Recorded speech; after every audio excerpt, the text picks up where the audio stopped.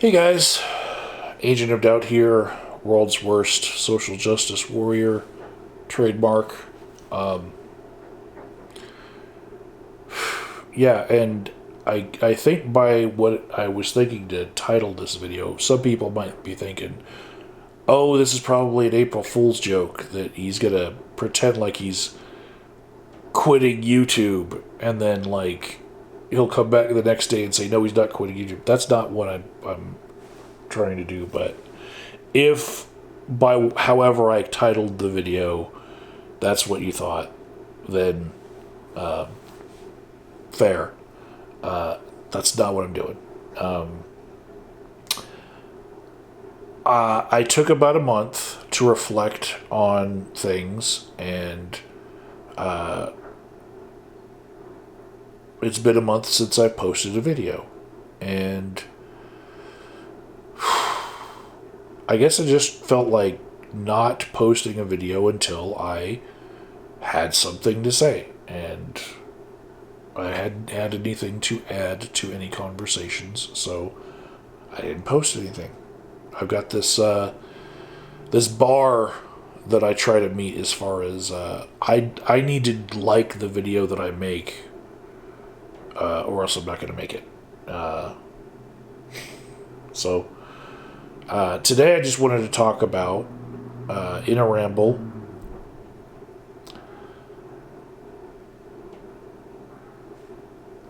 how grateful I am for the things that I've learned in my YouTube career and how they are really helping me now in my life. I just now passed the point where this current YouTube channel is 13 years old, and so it's been a while on the same channel posting videos, but since I didn't post anything for a month, last month I made all of $9 as a monetized YouTuber. So the residual little ripples of people watching all my old stuff still made me $9, but it's been going down from a peak of hundreds and hundreds of dollars to where I'm at now. Just don't have the same traction on YouTube, and there's whatever myriad of reasons. The biggest one, I'm not posting regularly, right? But it's also one of the reasons that I point to is that I am not in it to be a career YouTuber anymore, and that's one of the things that you have to have if you're going to keep up posting a video a day and keep it fresh and have people watch. You have to be something that people want to watch. And I don't feel like I want to watch me vlogging about every part of my life. And I don't feel like in this entire past month I had anything to add to anything going on in public conversations about anything in the world, anything in the news. No further perspectives. I have been engrossed in my own life. And that being said, I do sort of see my life as being an extension or spin-off of what I used to do here on YouTube. In the first 3 years or so, I was actually intent on trying to make enough videos to where I would get the ad revenue that would keep me making videos as a way of life, and make a living off of it, and actually afford to just keep making videos. And for the last 10 years or so, I realized that's probably not going to happen for me, So I pivoted And I'm going to say in 2015 or so, I did a sharp pivot and actually started using the degree that I already had to get further into a career. And then I went back to school and got another degree and got certifications and licensures and whatnot. And now I am a therapist who makes a pretty good amount of money. More money than a lot of the people who do YouTube videos every month for a living, like. And having been one of those people who tried to come up with fresh ideas for YouTube videos, and I know how long it takes to record a video of good quality, better quality than this, right? If you want a good quality video that people are going to watch and share, it takes a long time to make that shit, right? And so I'll say that the amount of time I spend at work now and the amount of time I used to spend doing YouTube videos, it's comparable. But now I get compensated a lot more securely, in that there's no adpocalypse that can just decide one day that, oh, I'm going to make a tenth of what I used to make because I talk about controversial topics. So I'm happy with where I'm at now, in that I make good money. I have food on the table. I have the ability to eat out, go on vacations, drive a nice truck. I'm in a nice place, I have a comfy chair, and I picked up a few friends along the way, one of which helped me put this chair in this room. And, real life people that you could actually high five and, go to concerts with and go to plays with and stuff. I met people that I will, stop at their places when I'm driving across the country, So,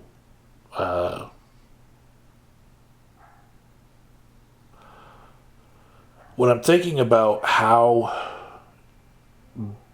beginning as a YouTuber and now ending as a therapist was a progression to where it wasn't all for naught, and I actually learned things along the way.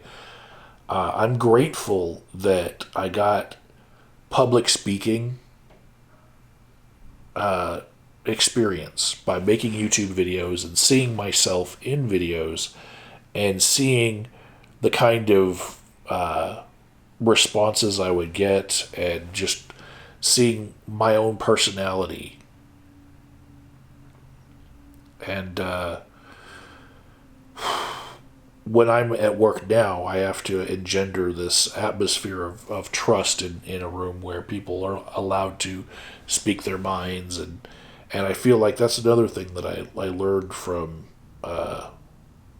this time I spent on YouTube, is that, it's okay for people to have differing opinions, and you could have a conversation where people don't feel attacked. How do you attack someone, and how do you make someone feel like you're just having a discussion? I have a pretty good grasp of that. I feel like in times of my life where I wouldn't have been having conversations, YouTube kept me having conversations enough to keep my conversational skills up. I know a lot of people who can't even pick up the phone. They'd rather get a text message, because the way that the world has fostered their ability to hold a conversation in this new generation, it's abysmal. It's like they're afraid to talk to people.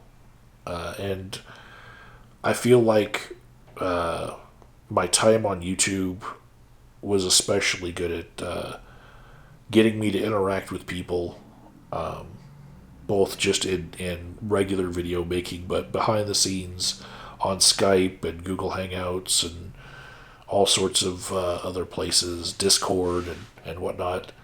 And those interactions they were very important as far as keeping me talking to people, and that helps me now, especially dealing with people with different points of view and different belief systems than you.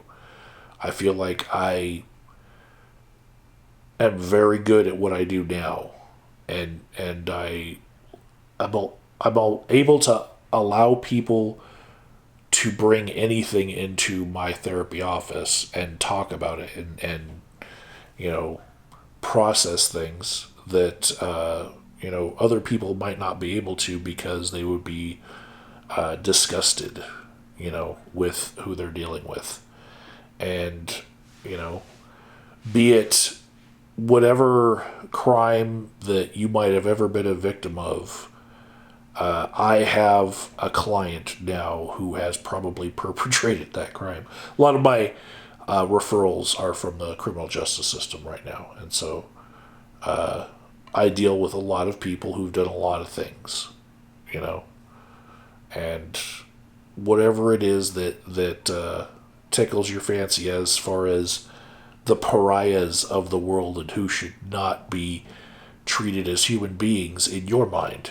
I have as clients, and I am able to, at least for the sessions that I have with them, keep a place where people can come and feel safe to talk about their issues. So I think that YouTube has directly given me skills in that respect, and I had a head start into this new career that I have as a therapist.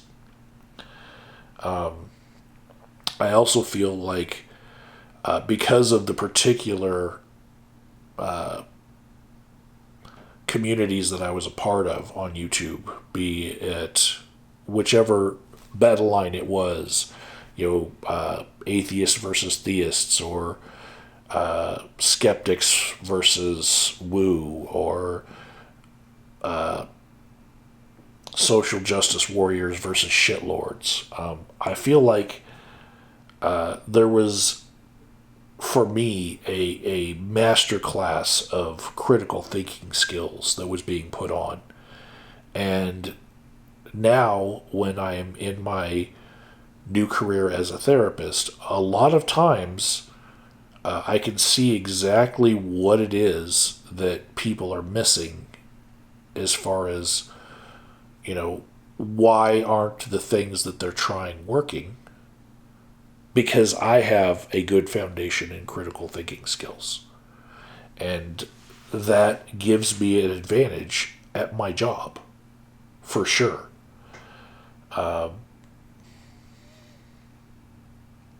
Another direct way that, oddly, being a YouTuber helped me in my career is in March of 2020, when everybody was, gearing up for the pandemic that was coming. I feel like I actually saved single-handedly a therapy agency from shuttering its doors, because they did group therapy with DUI or relapse prevention clients that, you'd have 12 people in a room that was, very close together, and all of that was about to get shut down by the pandemic. And so we went telehealth, and there were other agencies that did the same thing as us that they had to close down because their therapists were unable to adapt to Zoom. And so we got a lot of extra work from other agencies that had basically decided to take that opportunity to pursue other careers, because they were just, that pandemic and the shutdown was just, that was too much for them to overcome. If you're,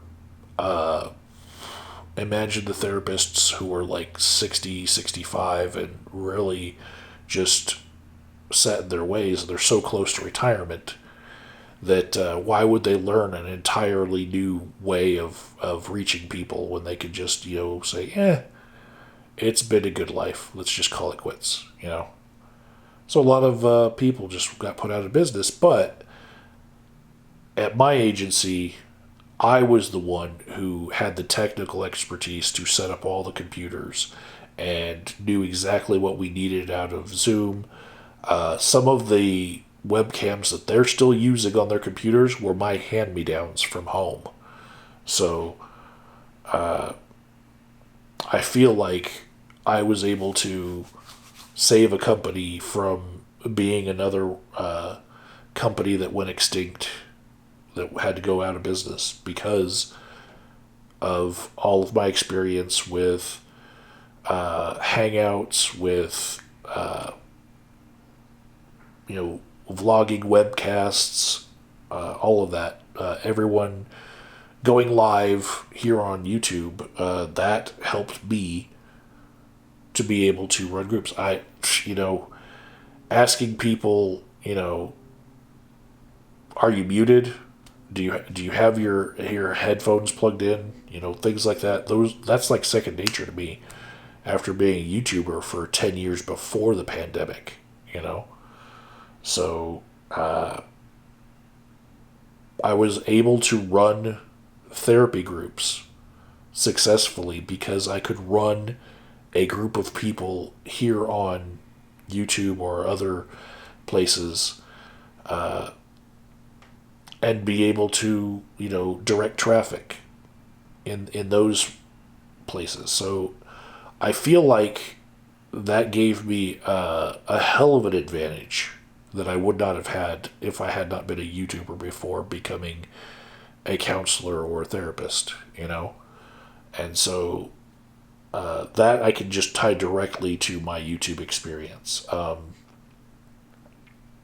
Career counseling, I would direct everyone towards careers that that they are doing what they love to do, but also be a realist about it. And while I did make some money here on YouTube, it's nowhere near enough. If you took the total of what I made over 13 years, it would not be enough to be 1 year of pay at a level that would be something that you could sustain yourself on. My last month of having no videos put up, my residuals gave me like $10. And at the height of my YouTube career, I was making, several hundreds of dollars, but not enough to live off of. I would say in my city right now, minimally you would need about $4,000, $4,500 to live comfortably in a one-bedroom apartment and have a vehicle and be able to eat out and stuff. And so the fact that I never made $1,000, even $1,000 in a month as a YouTuber, tells me that, you have to look at your goals as to whether or not you are putting all your eggs in one basket. One of the YouTubers that I really appreciate for diversifying in that respect was Repsion. He was in a lot of the same circles as me, but he decided to go get a trade and be a welder. And I respect the hell out of him for that, I had a trade as an electrician and decided to have my little midlife crisis and go be a therapist. But, having a trade to fall back on, I completely respect. And having a way to make money outside of a YouTube career where they could just decide, Adpocalypse, now all of you make 10% of what you used to because you're talking about real life issues that everybody wants to discuss. But advertisers don't like that. So, yeah. And just as far as career counseling, telling people that it's okay to have a hobby that you no longer want to monetize as much.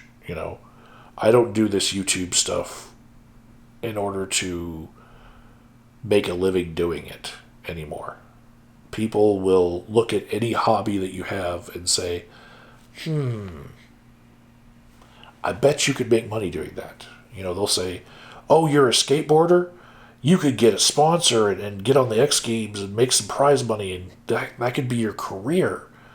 And you just want to have fun skateboarding, And I get that with my painting and with vlogging and with a lot of different things that I do, even volunteer work. A lot of people are looking to turn that work into a paid position where grant funding will get you pay. It's okay to have things that you do that are not going to work into a side hustle. Increasingly, people seem to think that side hustles are actually they're not negotiable anymore. Side hustles are your life. You have to have 10 of them, and the gig economy is turning every part of our lives into this capitalist commodification of every aspect of your life. Of course, you're being monitored by social media for targeted ads. Your home is now an Airbnb. Your car is now an Uber or a Lyft or a food delivery service. Your life is being commodified and chopped up into YouTube videos and Reels and TikToks. And everybody's trying to make money off of every aspect of their life because there's a big money pinch and wages have been stagnant and prices keep going up with inflation and all that. And I get it, but if you get nothing else from this video, listen to me right now. The way to get more freedom in your life is not finding a way to sell every last hour of your life to another company to make another dollar.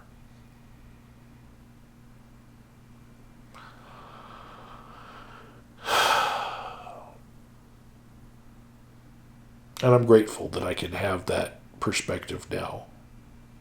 After all that I've been through on YouTube and in my regular career, I know that burnout is real and that you really need to have time to pursue your interests and be fulfilled in life, because blink and it's over, and you'll wonder man, why did I work so hard for so little? Anyways, I feel like gratitude in and of itself is something that I've learned along the way. Some of the support groups out there will talk about the attitude of gratitude and how it will add 10 years to your life. You won't die an old curmudgeon, but I'm very grateful for all that I have. And it helps me to enjoy my coffee in the morning.